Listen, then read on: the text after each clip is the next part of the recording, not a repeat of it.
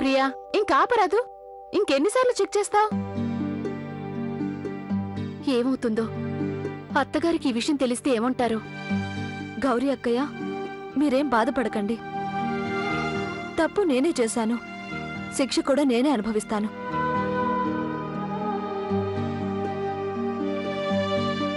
చూడ్డానికి చాలా బాగుంది అమ్మాయి.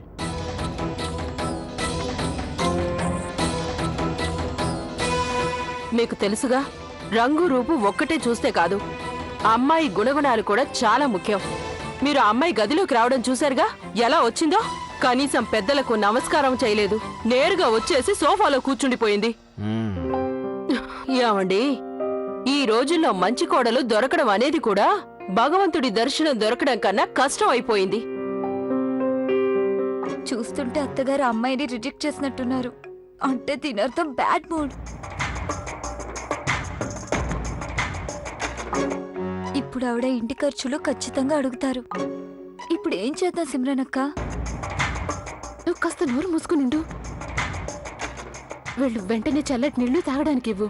వాళ్ళ మూడ్ని కాస్త కూల్ చేయడానికి ప్రయత్నించు.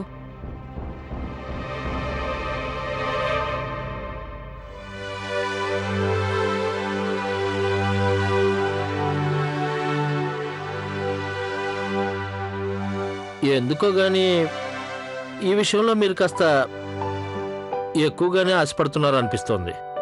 ఎందుకో? నేను ఆశపడ్డంలో తప్పేంటి? వీళ్ళందరి నుంచి అదే ఆశించాను, మరి దొరికారుగా. అయినా మనం తెలిసి ఇలాంటి పిల్లని కోడలుగా తీసుకురాలేం కదా. ఇంటి పద్ధతులు పాడు చేసే అమ్మాయిని సరైన కోడలు దొరకాలి కదా. అరే కాస్త శాంతించండి ధర్మపత్ని గారు, శాంతించండి. అరే మన అబ్బాయి జాతకంలో ఏ భాగ్యం రాసి ఉంటే అలాంటి అమ్మాయే దొరుకుతుంది. దొరుకుతుంది, తప్పకుండా దొరుకుతుంది. అమ్మా గౌరీ, చెప్పండి అత్తయ్య. నేను 5 నిమిషాల్లో మొహం కడుక్కొనొస్తాను, నువ్వు టీ చేసి పెట్టు.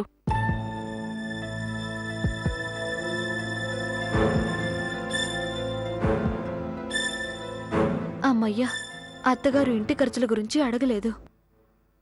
అమ్మాయి సిమ్రన్, చెప్పండి అత్తయ్య. గుర్తుందిగా ఈ రోజు లెక్క చూస్తానని?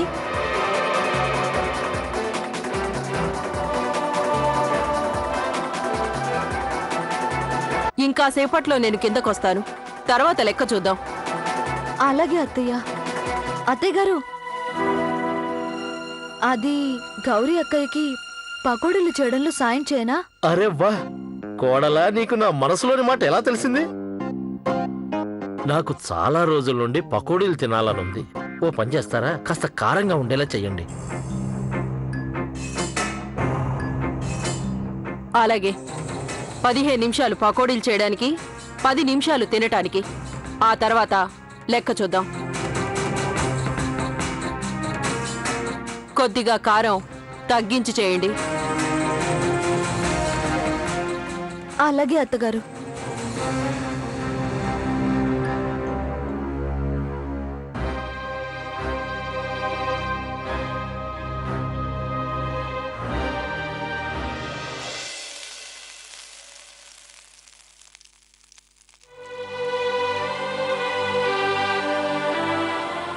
గౌరీ అక్కయ్య, ఏదో ఒకటి చేసి సిమ్రన్ని రక్షించండి. అదేంటంటే నా దగ్గర 100 రూపాయలే ఉన్నాయి. ఆ 100 రూపాయలు నీకిస్తాను సిమ్రాన్. గౌరక్క, నేను కూడా వెళ్ళి నా గదిలో చూస్తాను, పిల్లలు పుస్తకాలు కొన్న దాంట్లో ఏమైనా కాస్త మిగిలిందేమో అని. గౌరీ అక్కయ్య, 150 రూపాయలైతే నా పర్సులో ఉన్నాయి. లాస్ట్ మంత్ నేను హీల్స్ కొనుక్కోవాలనుకున్నా, కానీ కొనలేదు. ఆ మనీ నేను సేఫ్గానే ఉంచాను. నేను కాస్త రేట్ తక్కువే కొనుక్కుంటాను. నేనైతే మీకు 200 రూపీస్ ఇవ్వగలనక్క. అయితే ప్రాబ్లం సాల్వ్ అయినట్టే. మన దగ్గరున్న డబ్బులన్నీ కలిపితే ఈ సమస్య ఇక్కడితో తీరిపోయినట్టే. సిమ్రన్, ఇక టెన్షన్ పడకు, సమస్య తీరిందిగా. కానీ గౌరీ అక్కయ్య, ఒకవేళ అత్తగారికి ఈ విషయం తెలిస్తే?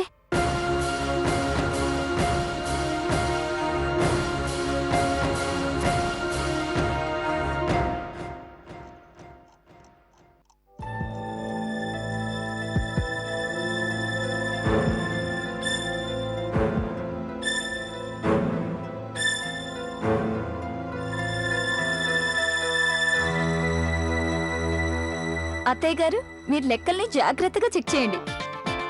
దీంట్లో ఎలాంటి మిస్టేక్ లేదు, పర్ఫెక్ట్. ఎందుకు?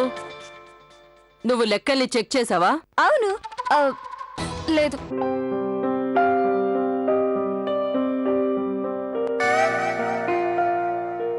లెక్కలు చూస్తున్నారా?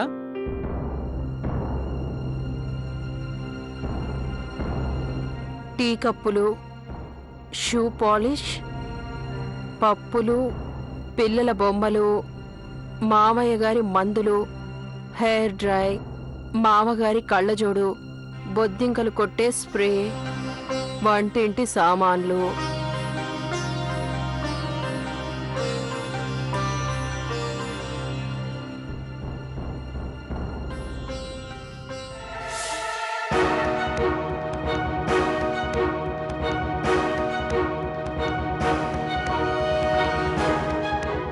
అక్కయ్య, మొత్తం 600 ఉన్నాయి. నాకు కేవలం 500 మాత్రమే అవసరం ఉంది. ప్రియా, ఈ 100 నువ్వు ఉంచుకో.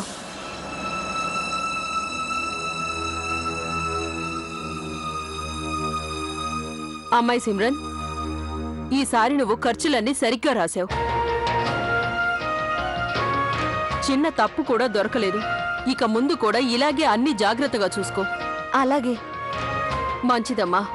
ఇక ఈ ఇంటి ఖర్చుల విషయంలో నాకు ఏ బెంగా లేదు. ఎందుకంటే నా కోడళ్ళు డబ్బు లెక్కల్లో పొదుపుగా ఖర్చు చేస్తున్నారు. సిమ్రన్ లోపలికెళ్ళిందిగా, డబ్బులు పర్సులోనే పెట్టుంటుంది. అవేవో నేనే తీసుకుంటాను. పిల్లలకి డబ్బులతో సీడీలు కొంటాను. అరే ఇదేంటి, నేను ఆ రోజు 500 రూపాయలు తీసుకున్నాను. ఇందులో అసలు ఆ విషయం రాయనే లేదు.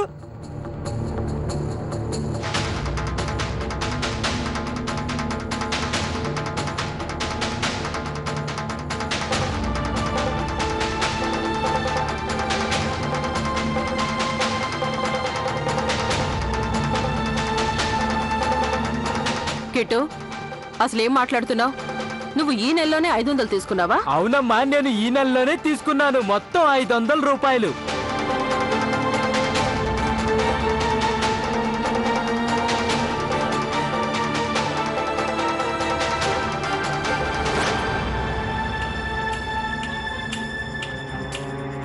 కిట్టు, ఒకవేళ నువ్వు ఈ నెలలోనే డబ్బు తీసుకుంటే ఇందులోనే రాసుండేదిగా. అరే లేదమ్మా, నేను అబద్ధం చెప్తానా ఏంటి? గుర్తుందా నీకు? ఆ రోజు మార్కెటింగ్ ఆఫీసర్ వచ్చాడు. అప్పుడు నువ్వు ఫోన్లో మాట్లాడుతున్నావు. నేను నీకు చెప్పానుగా ఒక 500 తీసుకున్నానని. మాట్లాడి ఇప్పుడు అది అమ్మ ముందు చెప్పవెందుకు?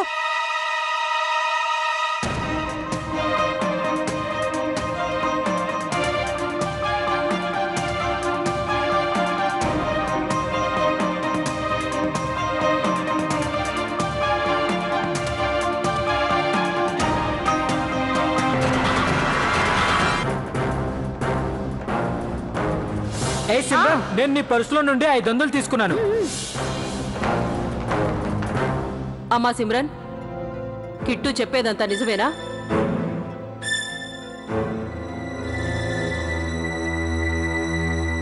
నిజమే.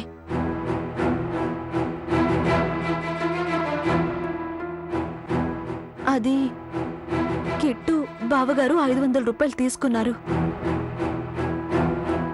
తీసుకున్నానని నాతో వారు చెప్పారు, కానీ మర్చిపోయాను. అయితే మరి ఈ లెక్క కరెక్ట్గా ఎలా వచ్చింది?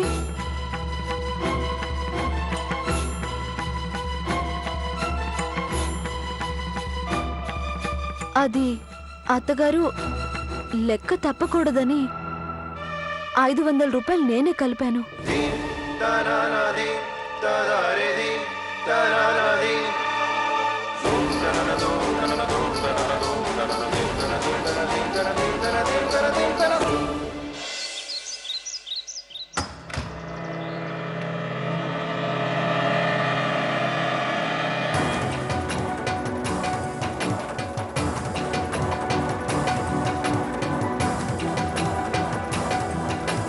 హే లావణ్య, నువ్వా?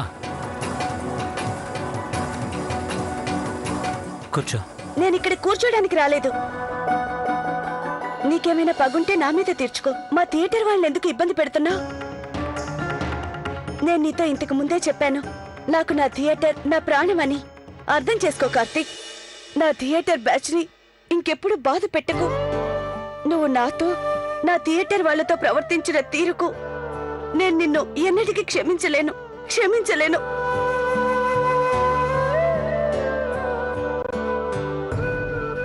దయచేసి నువ్వు నీ ముఖం ఇకపై ఎన్నడూ నాకు చూపించకు. Good bye. లావణ్య,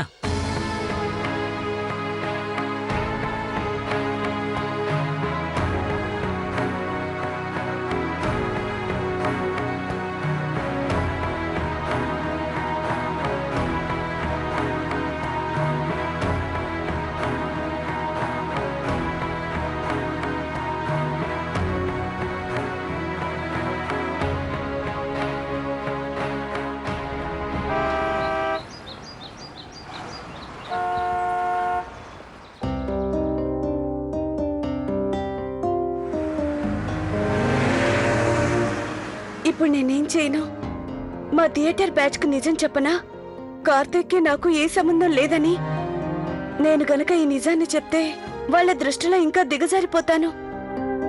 చెప్తాను, నేను వాళ్ళకు అసలు నిజం చెప్తాను. కార్తీక్తో నాకే రిలేషన్ లేదని. అవును, నేనంతా చెప్పేస్తాను.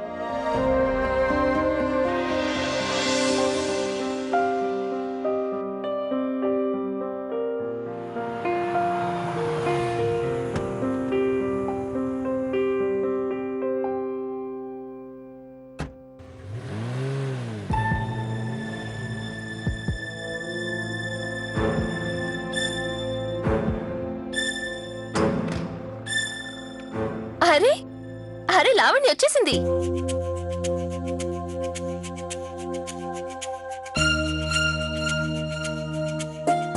రా లావణ్య, రా, త్వరగా రా లావణ్య. అందరూ సంతోషంగా ఉన్నారు. ఈ సెలబ్రేషన్ ఏంటి? ముందు నువ్వు రా. సార్ లావణ్య.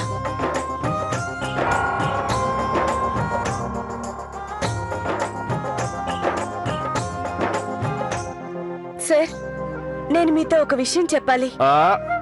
అదంతా తర్వాత. ముందు స్వీట్ తిను. సార్, ఈ స్వీట్స్ ఇవాళ మీ బర్త్డేనా ఏంటి?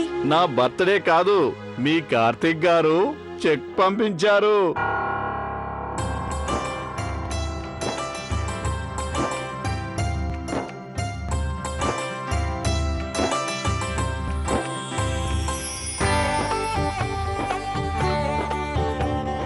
Lovely, thank you very much.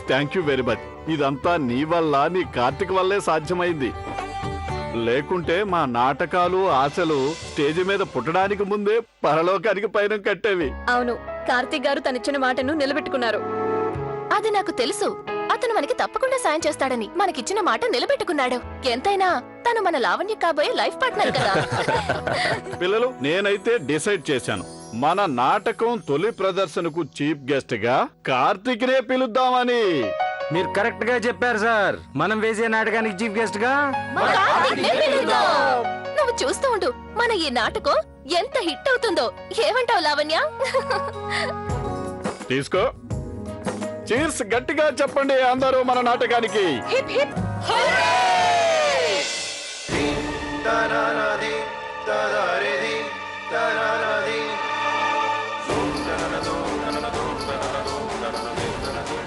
Simran, అత్తయ్య గారు, అది నేను మిన్ని ప్రియా కలిసి సిమ్రన్ కి ఈ విషయంలో సహాయం చేయాల్సి వచ్చింది.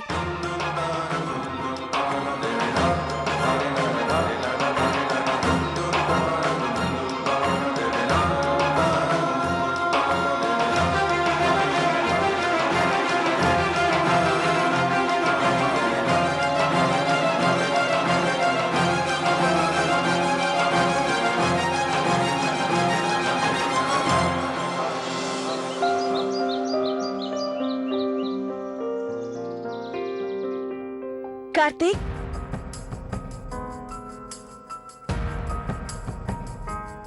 కార్తీక్ కొంచెం ఆగు. కార్తీక్, ఇంకా ఏముంది లవ్లీ? నువ్వు చెప్పాల్సిందంతా చెప్పేశావుగా. నీకు ఏ పని అయితే కావాలో ఆ పని పూర్తయిపోయిందిగా. నీ థియేటర్ కుటుంబానికి చెక్ అందింది కదా. ఇక నువ్వు నీ దారి చూసుకో, నా దారిలో నన్ను వెళ్ళనివ్వు. అలాగే చూసుకుంటాను. నేను 2 విషయాలు చెప్పడానికి వచ్చాను. ఒకటి, మా థియేటర్ బ్యాచ్ నిన్ను షోకి రమ్మని ఇన్వైట్ చేశారు. ఇక రెండోది నన్ను క్షమించమని అడగాలని. నన్ను క్షమించు. I'm sorry. ఇది నేను యాక్టింగ్ చేస్తూ చెప్తున్నది కాదు, నిజమే చెప్తున్నాను. సారీ.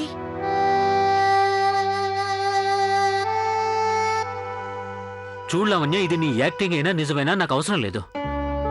నేను కోరుకునేది ఏంటంటే ముందు నువ్వు ఇక్కడి నుంచి వెళ్ళిపో. అలాగే వెళ్ళిపోతాను కార్తీక్. ముందు నేను చెప్పేది విను. శుక్లా గారు డిసైడ్ చేశారు నిన్ను మా నాటకానికి చీఫ్ గెస్ట్ గా పిలవాలని. మిగతా వాళ్ళు కూడా నువ్వే చీఫ్ గెస్ట్ గా రావాలన్నారు. ఒకవేళ నువ్వు రాకపోతే మేం నాటకం వెయ్యం. అయినా నేను రాను.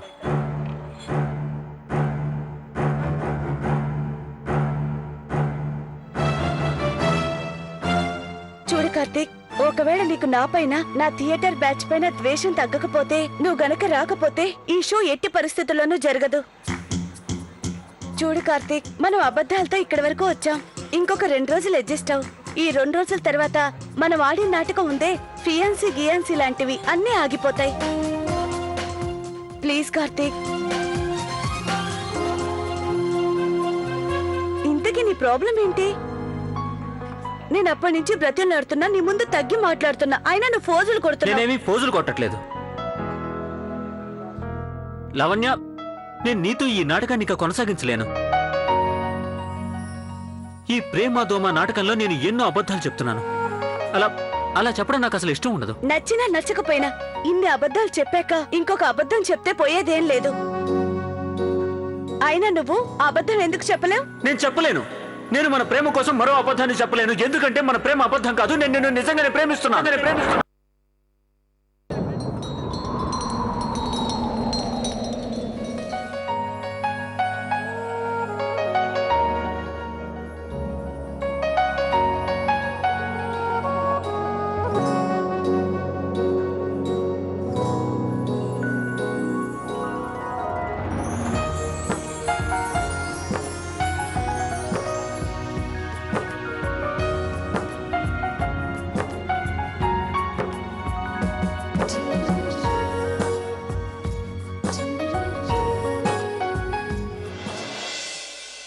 చూడు సిమ్రన్, ఈరోజు నువ్వు చెప్పిన ఈ అబద్ధం నా మనసుని ఎంతో గాయపరిచింది. ఇంకా అంతకన్నా బాధాకరమైన విషయం ఏంటంటే గౌరీ ఇంకా ప్రియా, మీనాక్షిలు నీకు సాయం చేయడం.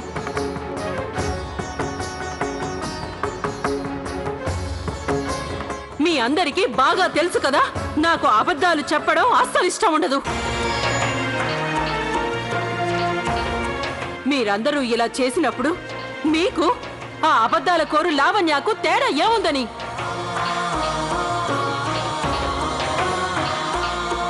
మీరందరూ ఆ పిల్లకి ఏమాత్రం తీసిపోరు. అందరూ అబద్ధాల కోరులే.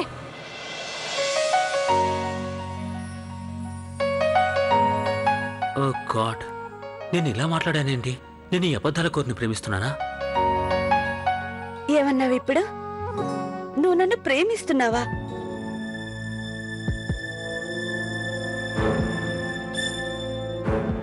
కార్తీక్, నేను అడుగుతున్నది నిన్నే. అయిపోయిందేదో అయిపోయింది.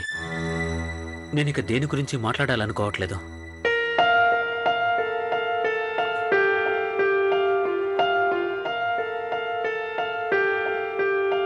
కార్తీక్,